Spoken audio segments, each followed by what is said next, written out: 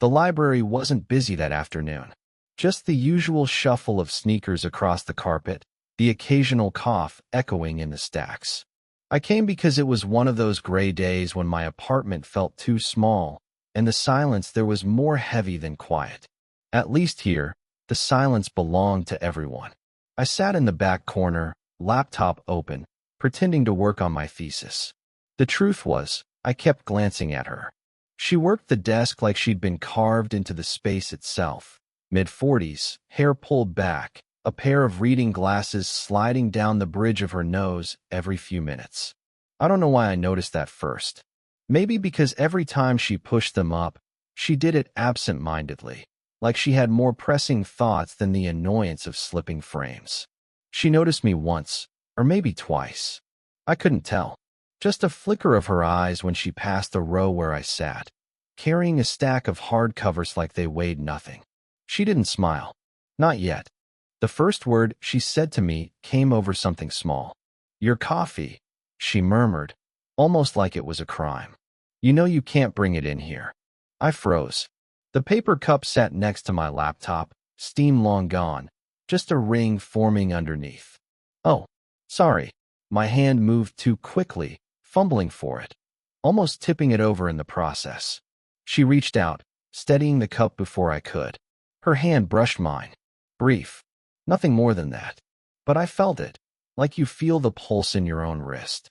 "You can keep it," she said finally, her tone softer than her words. "Just don't spill." "Got it." My voice cracked a little, and she caught it. A corner of her mouth shifted upward, not a smile, more like she was holding one back. After that, I couldn't focus at all. I watched her from behind my screen. The way she bent to answer someone's question, the way she tapped her pen against a desk ledger, the way she tilted her head when listening. I told myself it was harmless. Just noticing. The hours slipped by. My notes didn't move forward, but something else in me did. Some restless need I hadn't named in months. When the place finally thinned out, I packed up slow, hoping she'd look up one last time. She didn't. At least not until I was almost at the door. "Wait." Her voice carried easily in the hollow space. I turned. "You left this," she said, holding up my library card. "It must have slid out when I checked in." She walked it over, her shoes soft against the carpet. When she handed it back, her fingers lingered a beat longer than necessary. "Thanks," I said, tucking it quickly into my wallet. My eyes flicked toward her hands before I could stop myself. Long fingers, neat nails, a silver ring that looked well worn. "No problem." She didn't move away right away. Instead, she lowered her voice, like she was speaking into a secret. "Keep whispering like that," she said, leaning just slightly closer. "And I'll kiss you." I thought she was joking. I thought I must have misheard. But she was already walking back to the desk, sliding a stack of returns into place like nothing had been said. I stood at the door longer than I should have, wallet still half open in my hand. When I finally stepped outside, my phone buzzed with a text from an unknown number. Just 2 words, "Don't be a stranger." And I couldn't tell if my heart was moving toward hope or toward trouble that I didn't text her back right away. I saved the number, though, under nothing more than L, as if naming her would make it too real. The next week, I found myself at the library again.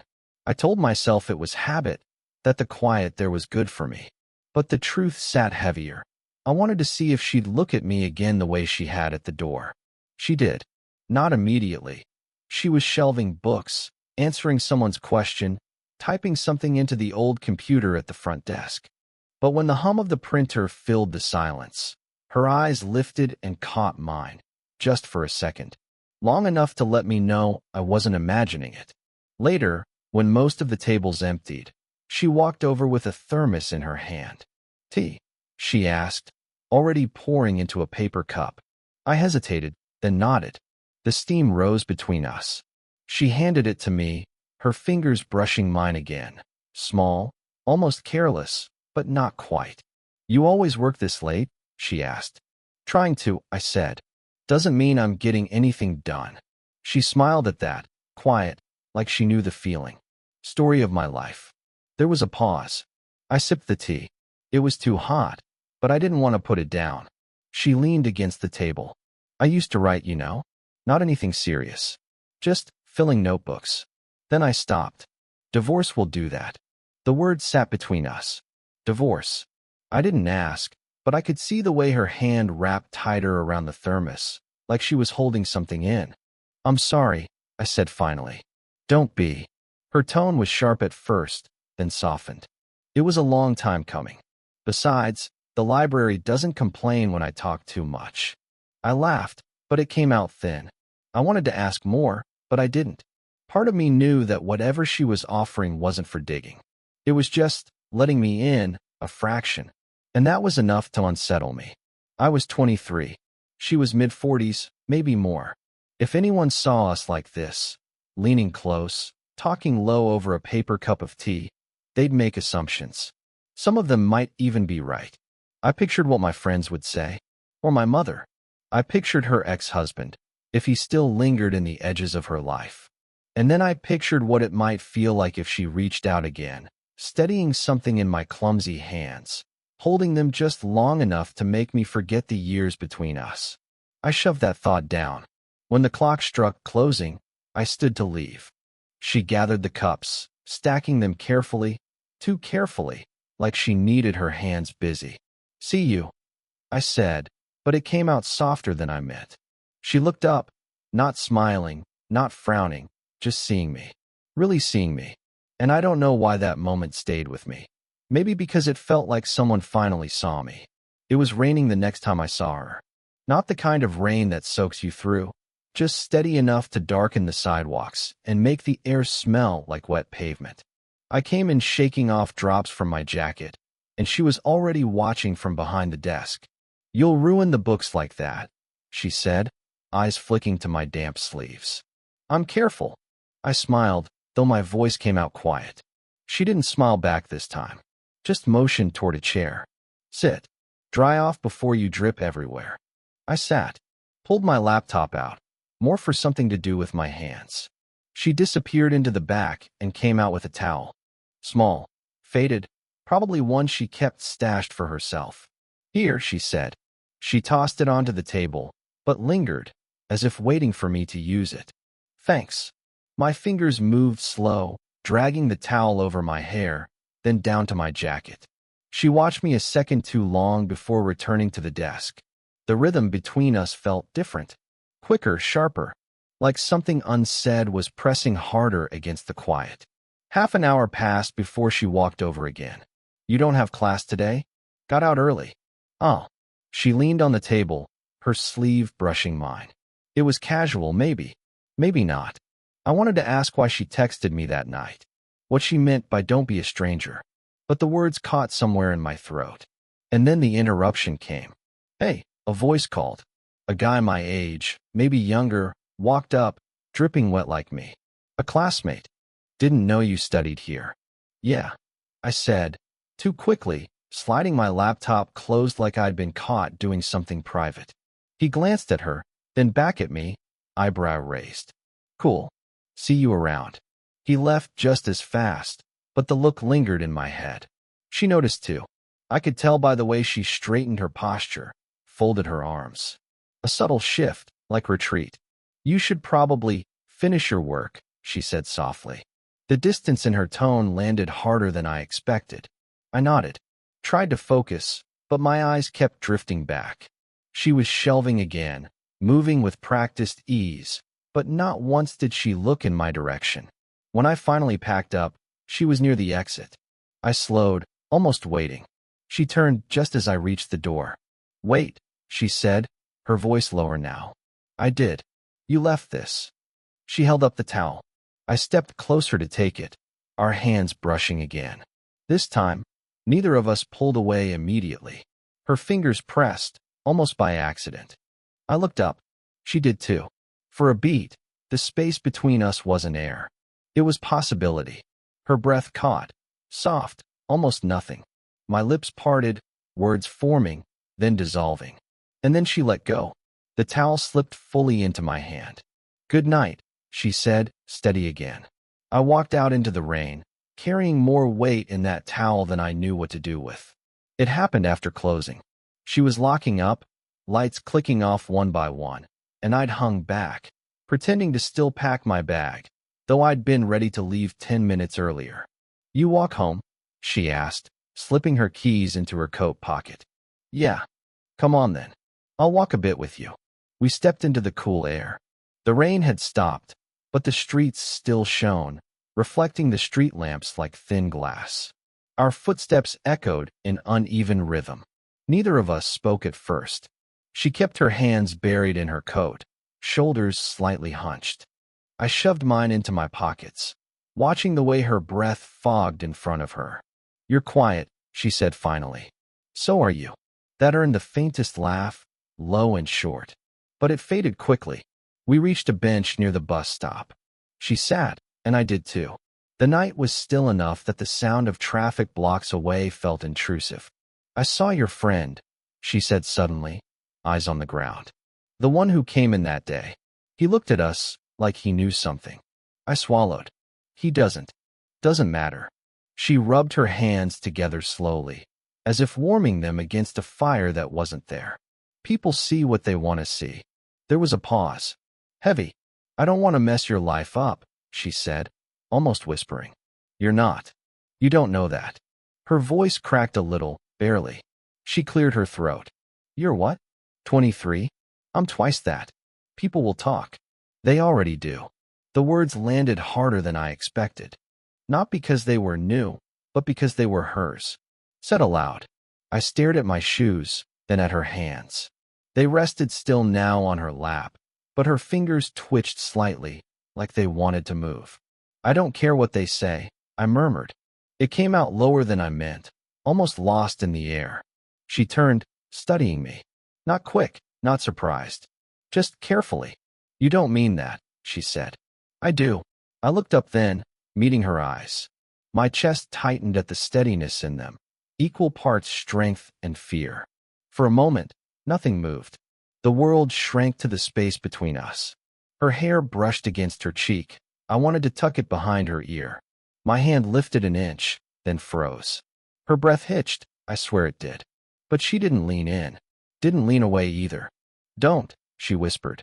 "Not unless you're certain." I dropped my hand back to my lap, feeling the absence like a wound. The silence stretched, unbearable and perfect at once. And then, softer than the night itself, she asked, "What is it you really want from me?" The question sat there, heavy, unanswered, and I knew nothing would ever be the same after it. The next day, she wasn't at the desk. A younger librarian handled checkouts, cheerful in a way that felt like background noise. I sat in my usual corner, waiting, pretending to study. She never appeared. The same thing happened the next 2 visits. The third time I asked, is she working today?" The librarian shook her head. "Took some time off. Family stuff." Family. The word stuck like grit in my teeth. I left early. Walked home slower than usual, checking my phone more than I should have. Nothing. No text. Not even the faint sign of 3 dots. Days passed. A week. I found myself drafting messages at night, typing and deleting, over and over. "Everything okay? Do you need anything? I miss talking to you." None of them sent. My phone stayed silent, my chest stayed tight. Then, on a Thursday evening, I saw her. Not at the library. At the grocery store. She was with someone, a girl in her late teens, maybe early 20s. They looked alike in a way that hurt. The girl pushed the cart while she reached for apples, laughing at something I couldn't hear. Her daughter.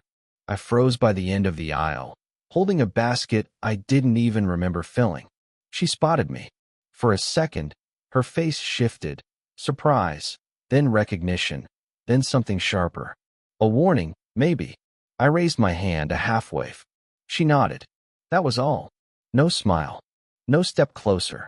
Just a small, precise nod before turning back to the girl beside her. I left without buying anything.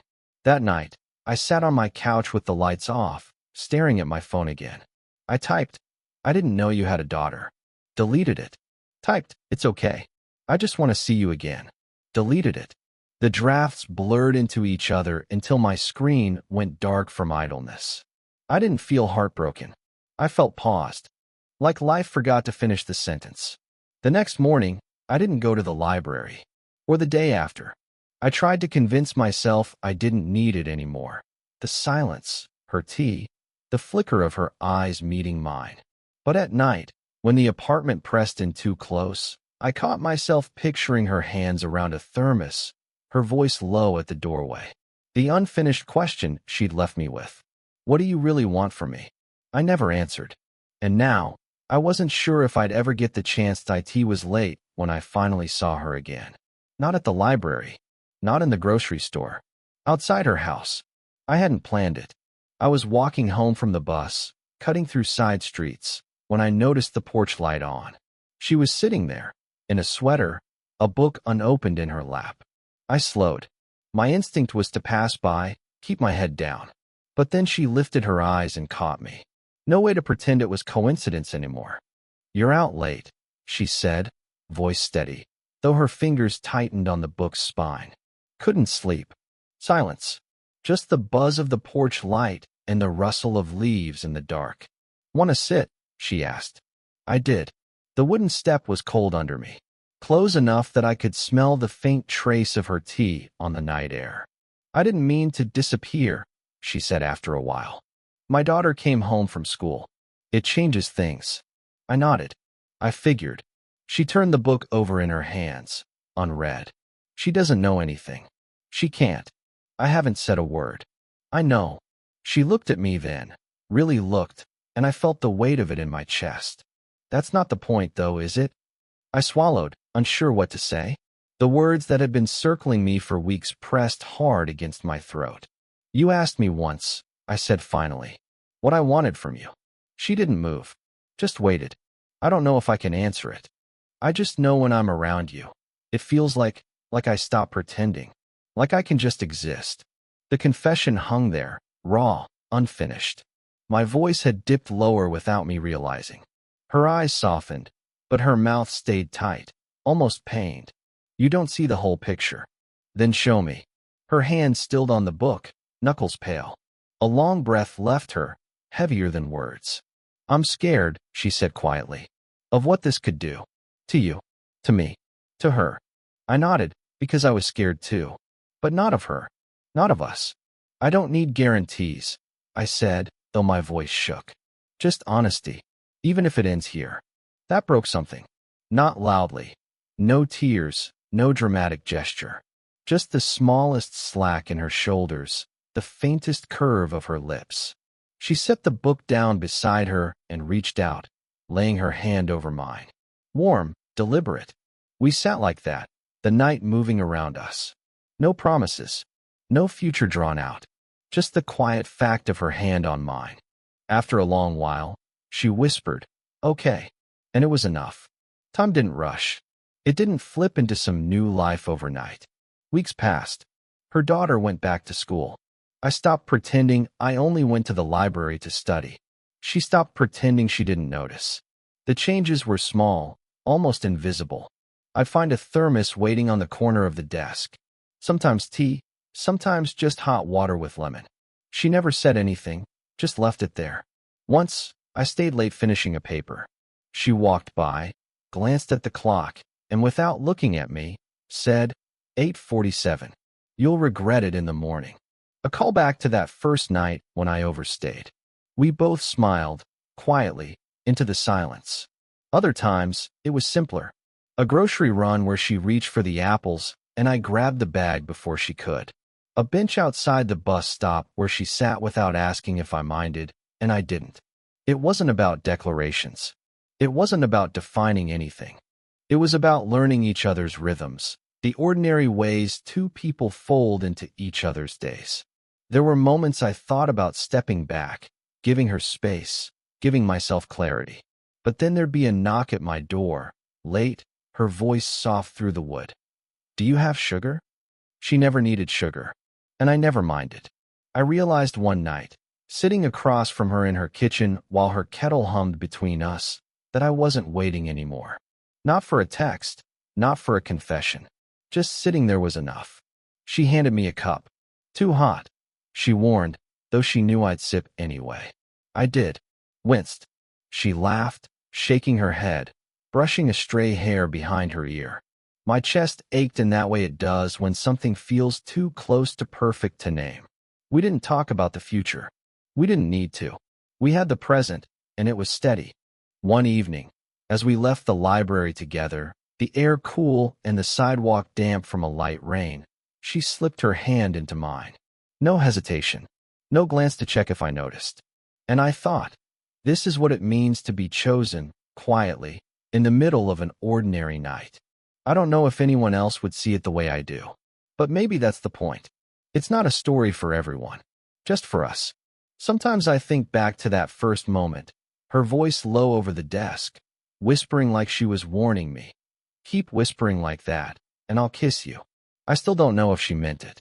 Maybe I never will. But when she looks at me now across the table, steam rising from 2 cups of tea, there's a silence only we understand. And that's enough. Did this story stay with you? What kind of quiet, real love stories do you want to hear next?